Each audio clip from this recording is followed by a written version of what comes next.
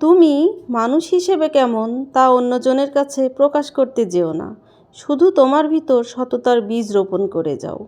সময়ে সব প্রকাশ হয়ে যাবে। জীবন নিয়ে বেশি না ভাবাই জীবনের জন্য শ্রেয়।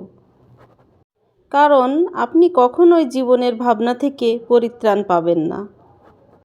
আমরা যেটা চাই সেটা না পাওয়ার নাম জীবন নয়। যেটা পেয়েছি সেটা নিয়ে এগিয়ে চলার নামই জীবন। চিনি আর নুন এ দুটির রং একই হলেও তাদের পার্থক্য স্বাদে। তেমনি মানুষ আর অমানুষগুলো দেখতে পুরো এক, কিন্তু পার্থক্য তাদের চরিত্রে। বাঁচতে হলে সবাইকে না বলতে শিখুন। না বলা মানে অহংকার নয়। সবাইকে খুশি করতে গিয়ে নিজেকে হারাবেন না। মানসিক শান্তির জন্য প্রয়োজনে দূরে থাকুন। যে কোনো অনুচিত প্রস্তাবে স্পষ্টভাবে না বলুন। নিজের সময় ও শক্তির মূল্য বুঝুন। সবার বন্ধু হতে যাবেন না। সঠিক সময়ে না বলাই আসল বুদ্ধিমত্তা।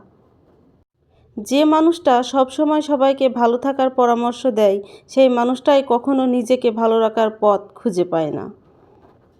যদি তুমি নিজেকে দুর্বল হিসেবে বিবেচনা করো, তাহলে তুমি দুর্বল হয়ে যাবে। আর যদি শক্তিশালী হয়ে নিজেকে মনে করো, তাহলে তুমি শক্তিশালী হয়ে যাবে।